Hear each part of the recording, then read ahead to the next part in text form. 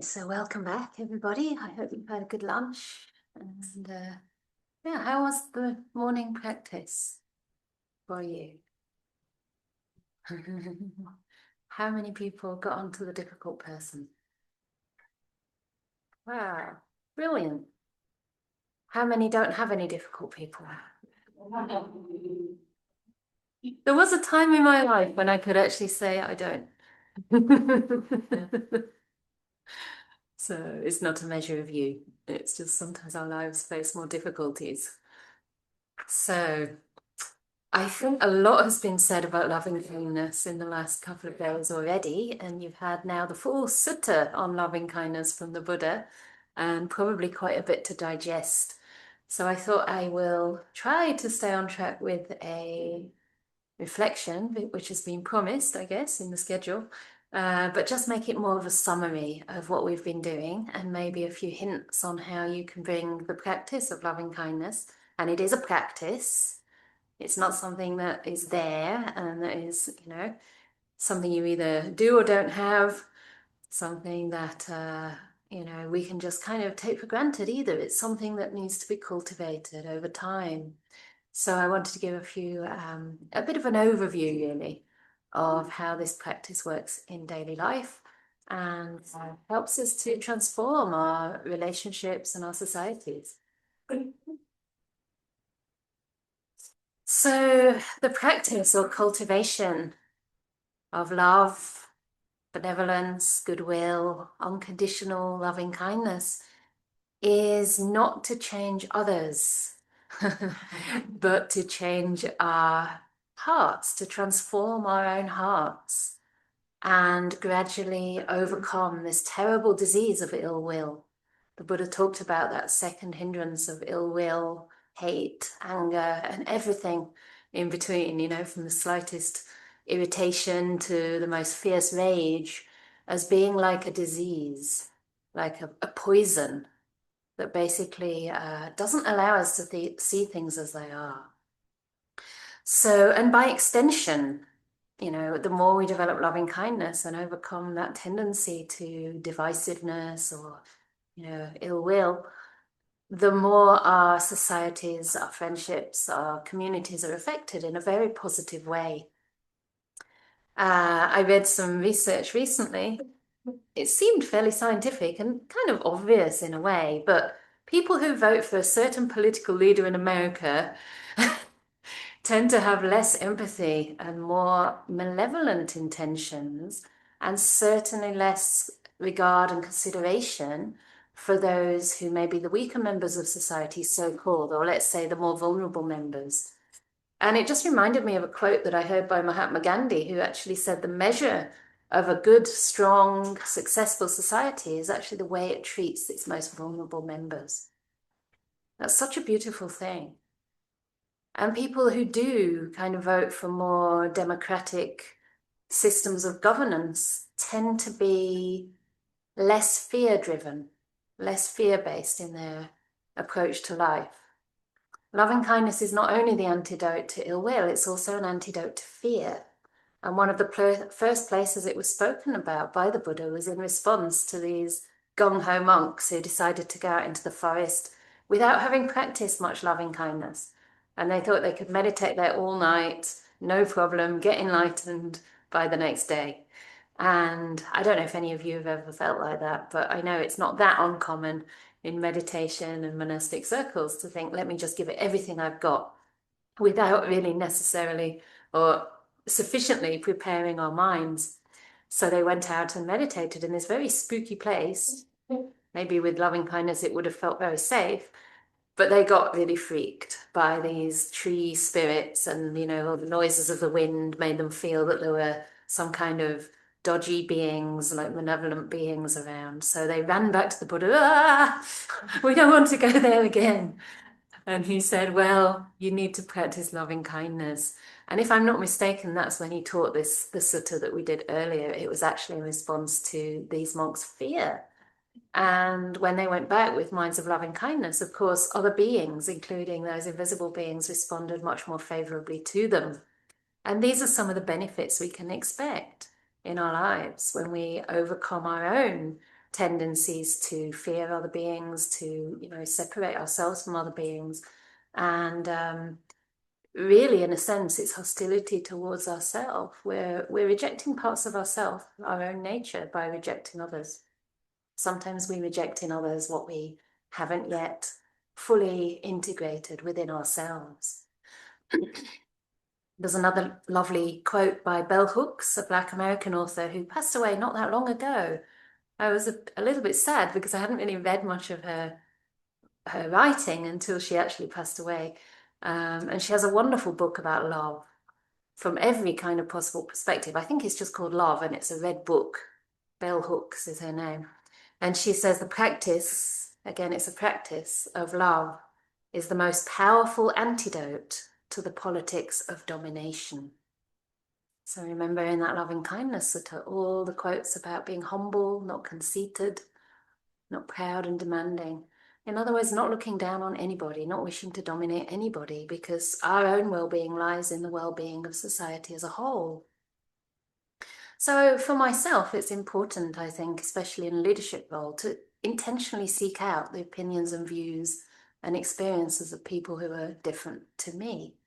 And I think this is one thing we can do to increase that circle, to widen our circle of loving kindness by literally widening the circle of people we associate with. And again, it doesn't mean people that are likely to harm us or abuse us, of course, but just to get the perspectives of anyone that you've started to see as other. Start to read the poetry from the Gaza Poets Society of people in Palestine who are artists and poets and, trying to document what they're going through for the sake of future generations. Or, books about the culture of Indigenous Australians, which have also suffered terrible kind of oppression and have a lot of societal breakdown, which is really, really sad to see in Australia. There's this sense of the immense absence of a whole civilization that dates back to something like, now they're saying it potentially up to 100,000 years old, that society. So imagine how many Buddhas have come and gone in that time. Even our own Buddha was only 2,600 years ago.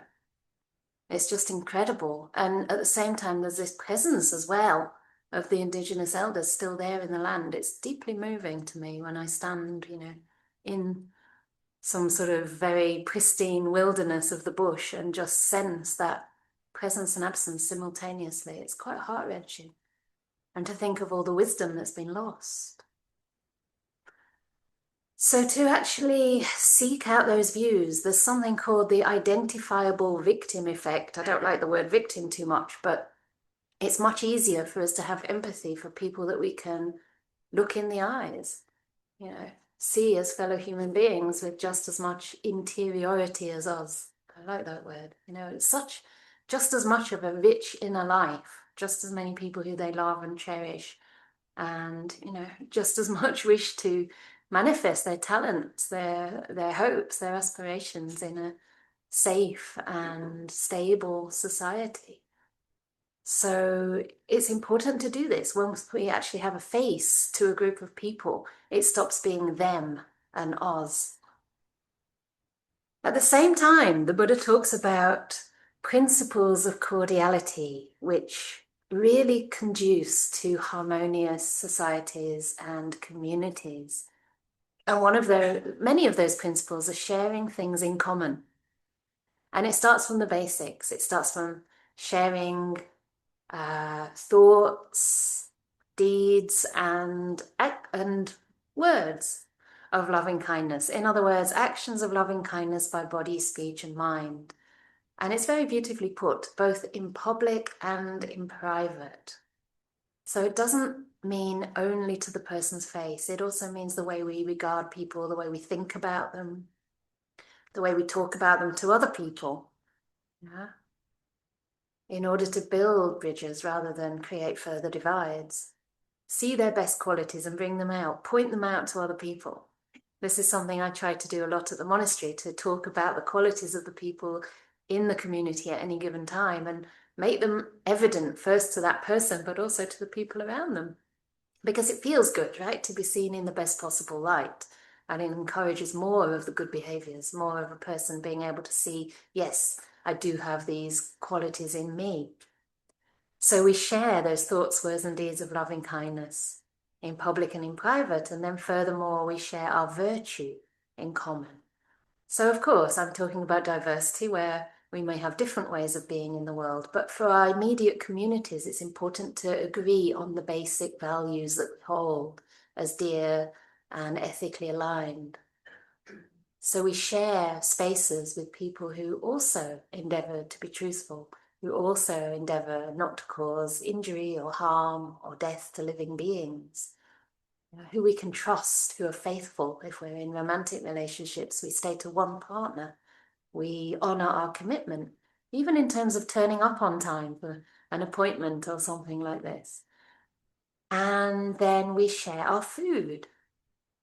So you can see this is creating a sense of equity and also relates perhaps to systems of governance. Again, we share what we have, we share our resources, we share a meal.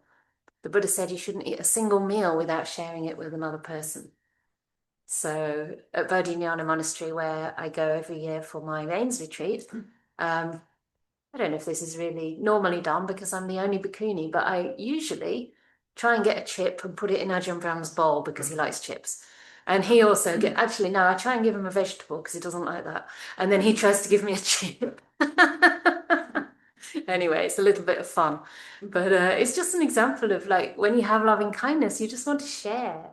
You know, you have the bigger half if you're sharing a chocolate brownie made by River today.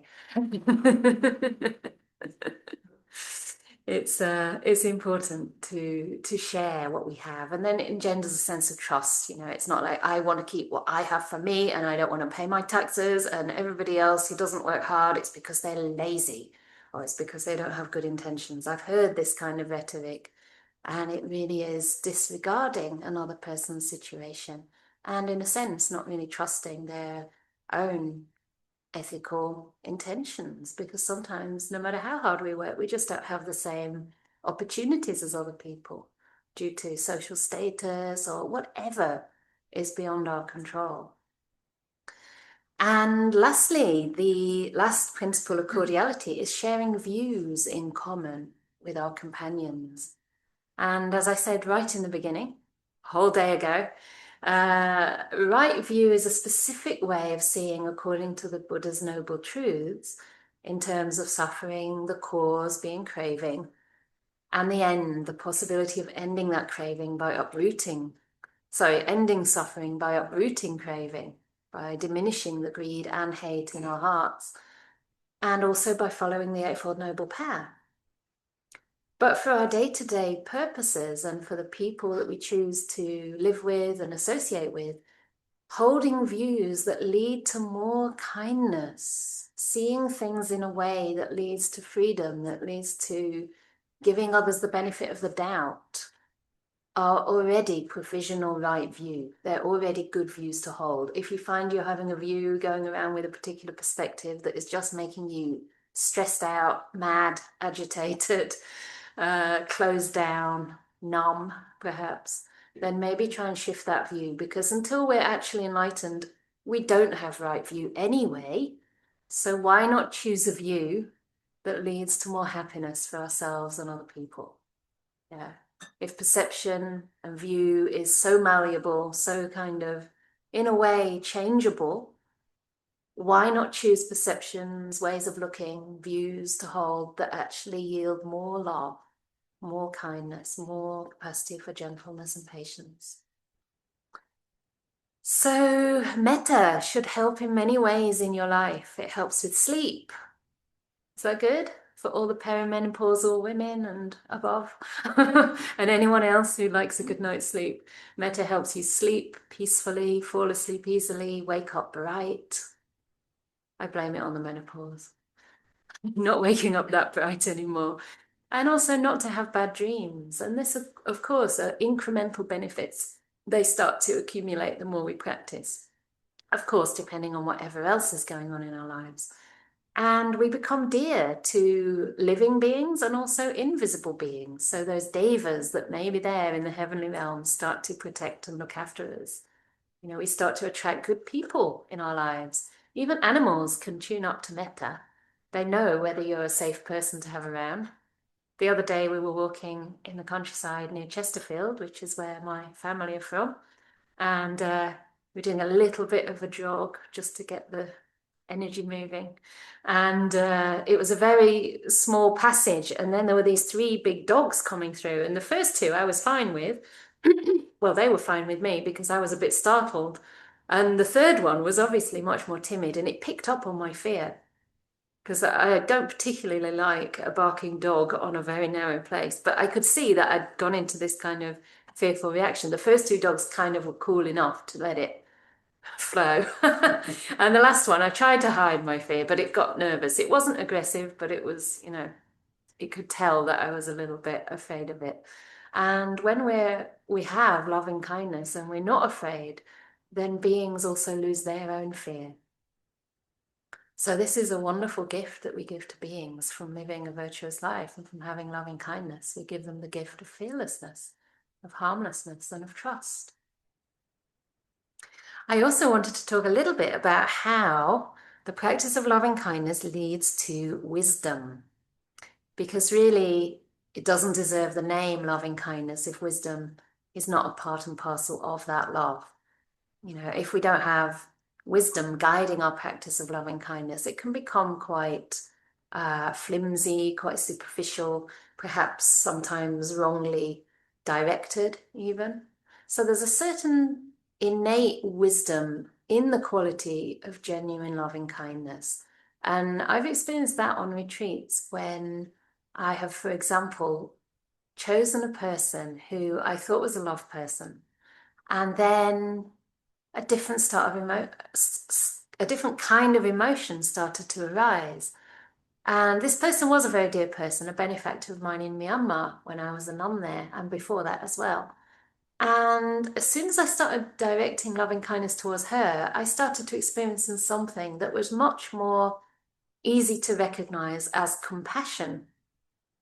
And I hadn't tried to develop compassion, but the emotion that was arising was compassion. And then I realized that that was just natural because she'd suffered so many tragedies in her life. A very poor person, very generous, but she lost her daughter at quite a young age from an asthma attack in India, I think, when she was visiting the holy sites.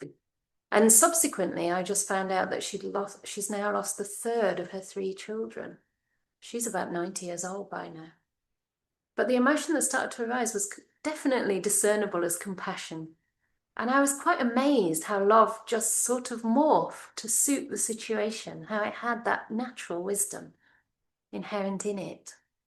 So this is one way that love and wisdom go together. Wisdom without love, can you imagine how that might look? Kind of scary. Wouldn't it be scary? It'd be just like a know-it-all going around, like I know everything, but I don't really give a damn about anybody. But that's not loving kindness. So wisdom is love, and love is wise, right? What's the wisest thing we can do? Bring other people peace and harmony. Give them opportunities to practice. Get on board with Sheffield Insight and volunteer to organise a retreat. That's a wise and loving thing to do. And you're increasing your own capacity for the practice by serving, by giving something back. And then there are very specific ways that are talked about in the suttas. For example, one way, which I'm sure you're going to love, is that after spreading metta in the four directions, in other words, after really immersing ourselves in metta and making it a foundation, really having a lot of metta flowing, we have this capacity to deal with abusive speech. The Buddha said people may approach you in different ways. Their speech may be gentle or harsh. It may be true or untrue, beneficial or harmful. It may be with a mind of metta or a mind with inner hate and resentment, wishing to harm you, wishing to hurt you. It may be timely or untimely. But if one spreads metta in the four directions, having spread metta, those words don't really find a footing. And he gave these lovely similes for how to deal with these wrong kinds of speech. And he said it's as though somebody comes along and says, I shall make this earth be without earth. In other words, I shall make this planet Earth be without Earth. And they start digging here and there and strewing soil in this and that direction. Is it possible for this person with a spade and shovel to make the Earth without Earth? No, because the great Earth is deep and immeasurable, and that person would reap only weariness and disappointment. So in the same way, our mind becomes deep and immeasurable, and it's impossible to remove that loving kindness. Another simile, I shall draw pictures and make pictures appear on empty space. So this person comes along with a paintbrush and some colors and tries to make pictures appear on empty space. Is this possible? And the Buddha says, no, because empty space is formless and not manifest. In other words, there's nothing really there. And again, this is the insight into non-self. If a person's approaching a person who doesn't have a solid sense of self with harsh speech, how can it land? Exactly who are they abusing? You know, you can break it down to these 5 components of existence. Basically, a human being is comprised of a body, form, of feelings, perception, will or volition, and consciousness. That's all this is. That's all this human being actually is. This is called the 5 components of existence in Buddhism. And these are changing all the time. Is our perception the same for even a couple of seconds? Yeah. One minute somebody's looking at you kindly, the next minute you think they're looking at you with ill will. So your perception's changed. It's the same person. So when we understand that what we take to be a solid self is actually similar to empty space, how can these words really hurt? How can they really land? Another one, I shall take this blazing grass torch and heat up and burn away the river Ganges. Is this possible? No, because the river Ganges is deep and immense. So again, that measurelessness, that immensity, that vastness of loving kindness, which can actually remain stable and unaffected by these courses of unwholesome speech. And this is actually the same sutta that talks about the simile of the saw. Do you know the simile of the saw?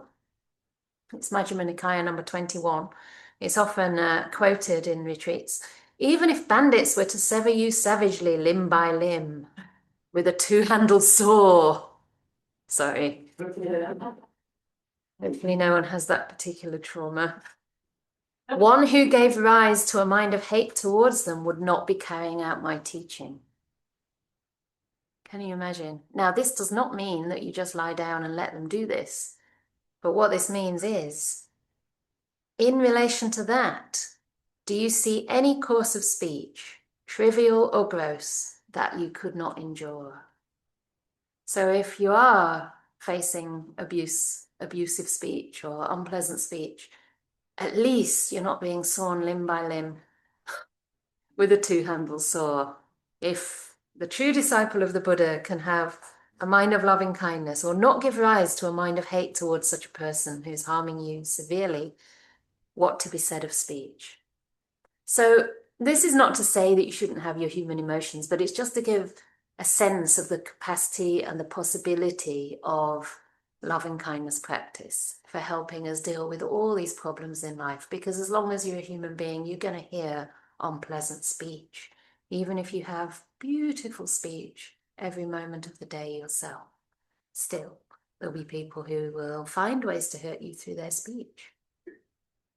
Another way that we can develop wisdom through the metta practice is by understanding the malleability of perception.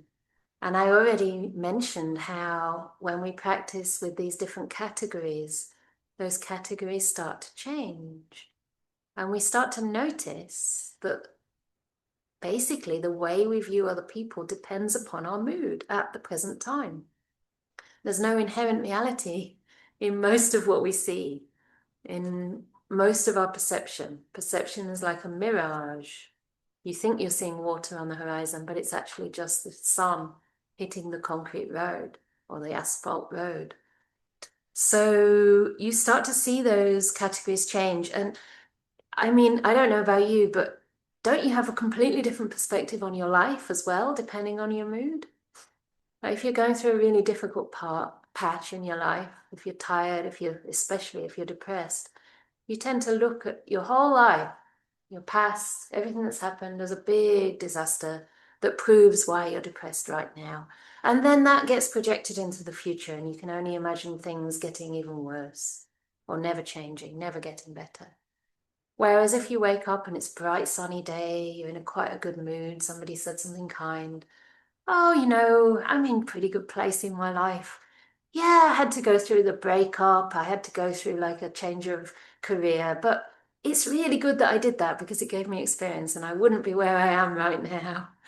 Yeah, this is a totally different framing of one's life experience. And from there, we can look to the future with what is not a fault-finding mind. We can look to the future with hope and optimism and a sense of opportunity. And lo and behold, that is more likely to create good opportunities for you to notice and to pursue.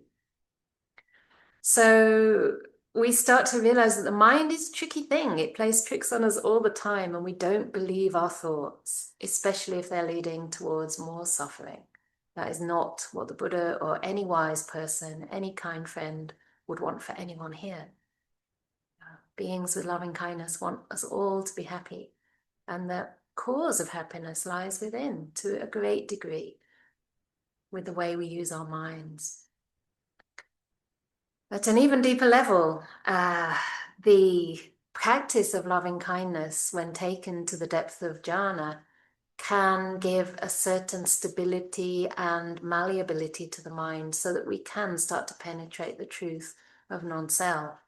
And the Buddha says in the suttas that it's after the practice of loving kindness that one looks at these 5 aspects of existence that I just mentioned. So the body, feelings, perception, volition, and consciousness, these 5 things that we basically take to be a self, that comprise what we are, we're able to look at them as alien, empty, changing, disintegrating.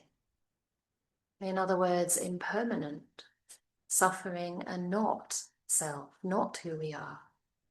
And also we get to see that these states of samadhi are conditioned. Of course, it's a very beautiful conditioning, and it's a lot less, it's more reliable than our usual perceptions because the 5 hindrances are absent in those states. But still, they end, still they fall apart when the causes for them cease. And this is where the mind can launch into a search, or let's say it inclines towards complete freedom, the complete freedom of nibbana, which is also known as the unconditioned. It's not a thing, it's not a state, but it's the end of suffering and the highest happiness possible for a human being. It's the highest happiness, precisely because it's completely free from greed, hate, and delusion.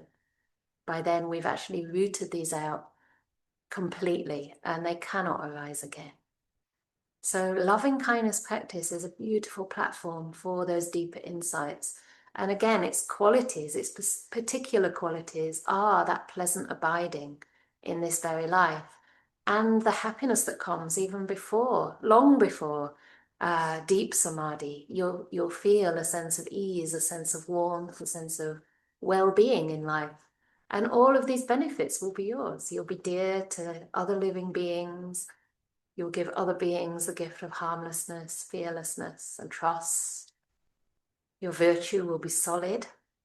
You'll get happiness from a virtuous life. And you'll be able to live in harmony within your family, your society, and really bring about the change you want to see in this world. We feel empowered, when we practice, when we cultivate the mind. We don't feel like victims anymore. Whatever's going on in the larger society, whatever, politicians currently in, sometimes you really wonder what on earth is happening, but then we can still create the communities that we want to live among in a smaller way. And that has a huge ripple effect. So in our practice, I would suggest very much trying to cultivate wise friendship. That means coming to retreats like this, starting meditation groups or continuing to practice with your spiritual friends, It means having relationships that are wholesome as far as you possibly can, spending time with good people, maybe steering away from angry people, because if we do hang around with people who tend to be angry, it can reinforce our own tendencies to anger as well. And maybe we just end up getting angry with them for being angry, and actually they're suffering. They need your love and compassion, but that will be draining after a time. So make sure you're also around good people who uplift your mind. You're not always in the caregiver role or the one who has to make it better, keep the peace for everyone else. And try to practice loving kindness every day. If it isn't your main practice, at least make it part of your practice. And the way I do that is by, well, I practice it quite a lot, but absolutely at the end of every meditation, I spend about 5 or 10 minutes spreading loving kindness in different ways. Sometimes there's an individual that comes to mind. Sometimes it's someone I do have difficulties with. It might be family members who are sick. It might be all beings. It might be a particular country or race or a group of people who are going through a very difficult time. And I also try to practice thoughts of loving kindness first thing in the morning and last thing at night, before I go to sleep. And this does help me to go to sleep more quickly and not always dream. Well, actually, I dream quite nice dreams, just usually trying to look for somewhere to meditate and having a lot to do on the way. That's usually my dream. Which is pretty much true to life. So, yeah. But you will find that the quality of your life changes enormously. And if you can, if you feel this is something you want to pursue, just make it a main practice. You know, if you meditate twice a day, make one of those sessions loving kindness. And you can have a lot of fun. You probably find, like I did, that you'll also be practicing compassion. You know, if you're spreading loving kindness to someone who's just had success or wonderful news, you'll probably find yourself practicing mudita. And sometimes, in fact, at the end of that meditation I did, generating loving kindness towards this very dear friend in Myanmar, and it transforming into compassion, at some point in the same meditation, it changed to equanimity. The mind sort of got an even wider perspective and realized that no matter what I wish for this being, for all beings, for any being, no matter what I wish for them, and I should wish it, still they have to follow their own trajectory. You know, everybody's life is, in a way, playing out according to the causes they've sown. And so no matter our intention for another, we can't make them happy. That's not our job, but our job, again, is to purify our heart. So I really wish you well with this practice. It's a beautiful practice, and it does create lasting change. So I hope I've sold it to you. For free. So let's do some meditation together. It's only going to be about half an hour or so. So unless you're busting for the loo, let's just have a little stretch and continue soon.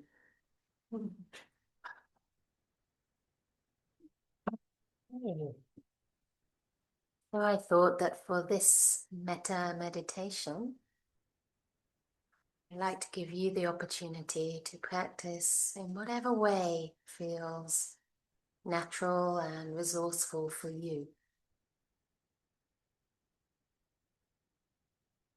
So whether you wish to, perhaps we can begin with ourselves. That's my suggestion. We haven't done a lot of formal metta for ourselves today, so perhaps just settling your body.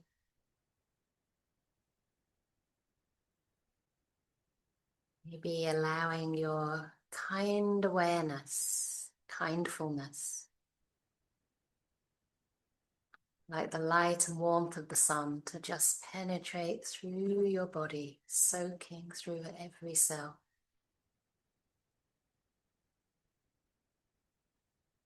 Inviting any tensions or tightness to relax. And just spend a few minutes practicing loving kindness towards yourself. And then building up that fire in your own time.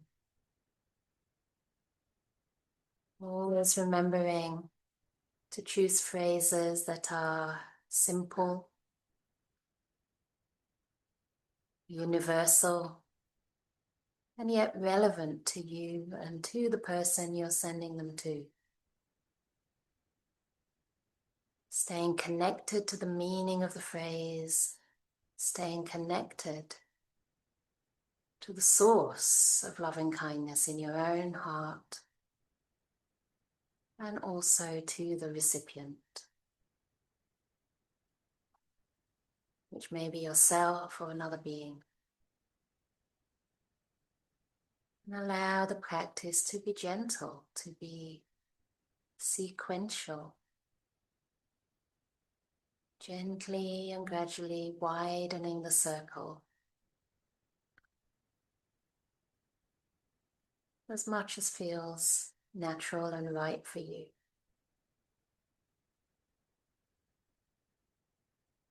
Find your way with this, and remember, if you are practicing with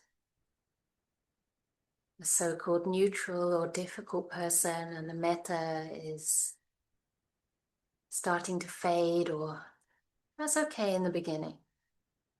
It may drop back for a while and then gradually build, but if it becomes really difficult, then just go back to someone easy to send metta towards. Take this process easily. Even if you stay with yourself and the loved person for the rest of your life, you're purifying your heart. So I invite you to find your way and enjoy the practice, connecting with the beautiful feelings of loving kindness, allowing them in.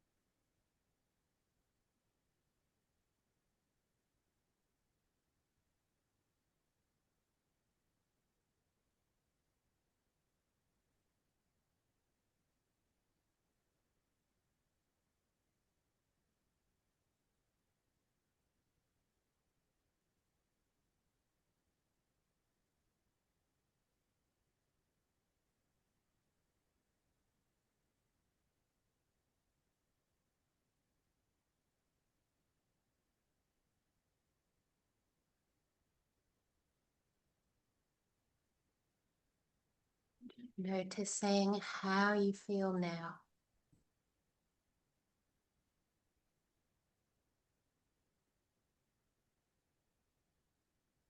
Just gently letting any phrases subside.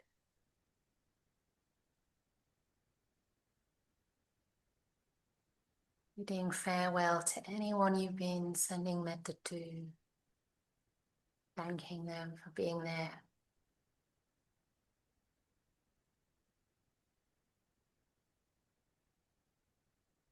Bringing your awareness back to yourself.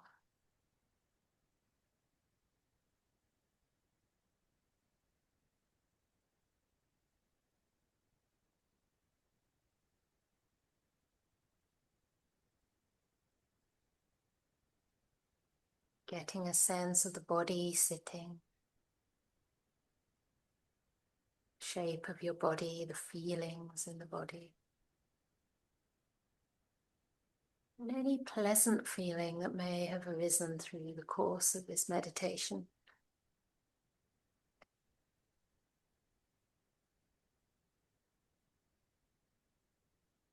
If it's hard to connect with a feeling of ease or pleasantness, then let's see if you can get a sense of the periphery of the body, the skin level. Notice any tingling, any lightness there. You wish yourself well once more.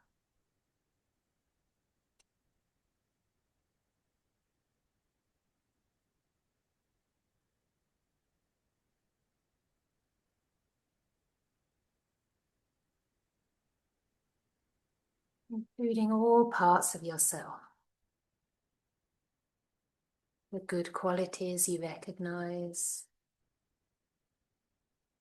Those parts of you that struggle or that you sometimes struggle against.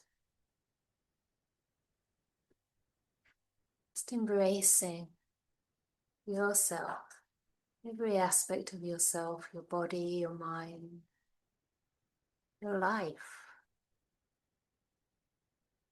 Embracing yourself like a benevolent, caring elder figure who you really look up to and really respect. Or maybe that's part of you, the older, wiser part of yourself.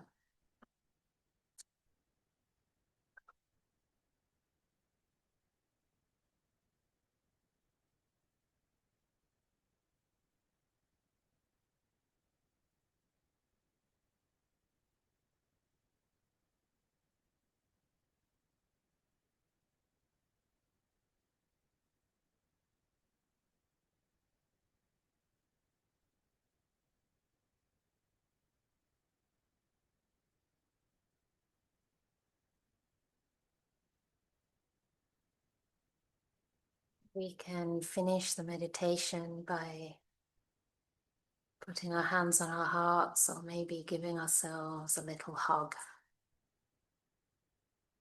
or a smile, smiling into your heart.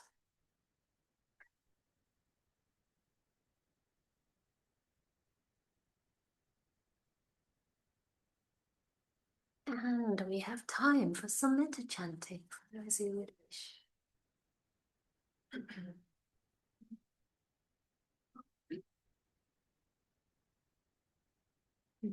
If you want to join in, you're welcome, if you know the words. Otherwise, you can just receive the loving kindness blessings. Notice the effect they have on you.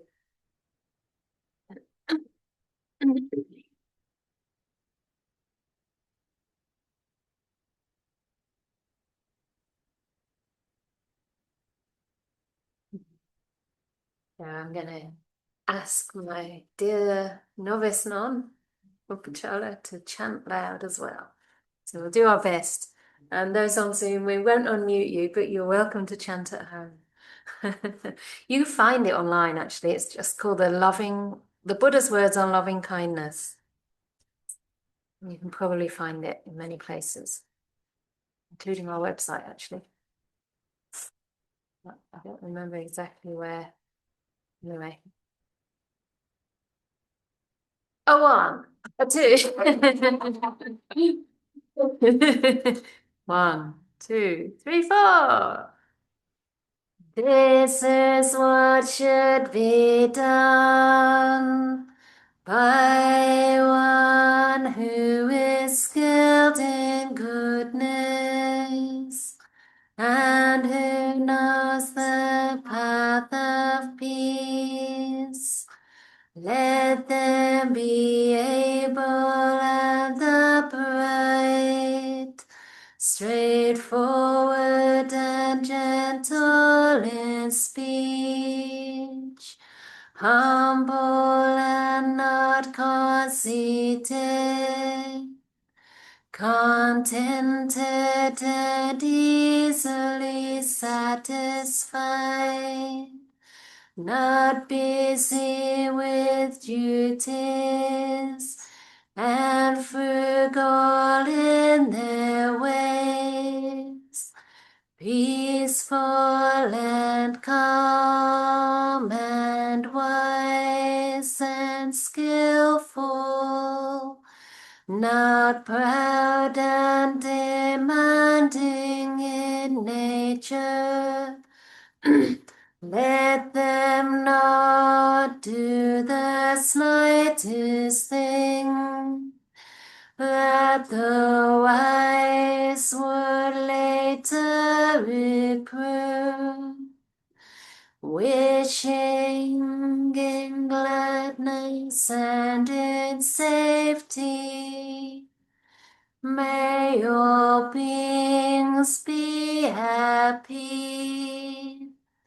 Whatever living beings there may be, whether they are weak or strong, omitting none, the great or the mighty, medium, short or small, the seen and the unseen, those living near and far away, those born and to be born, may all beings be happy. Let none deceive another, or despise any being in any state. Let none through anger or ill will wish harm upon another, even as a mother protects with her life her child, her only child, so with a boundless heart should one cherish all living beings, radiating kindness over the entire world, spreading upwards to the skies and downwards to the depths, outwards and unbounded, free from hatred and ill will, whether standing or walking, seated or lying down, free from drowsiness. One should sustain this recollection. This is said to be the sublime abiding, by not holding to false views, The pure-hearted one, having clarity of vision, being free from all sense desire, is not born again into this world. And then we do three sadhus. Yeah, that means excellent. Okay. Sadhu. Very good. Come on. Sadhu. Big one. Sadhu.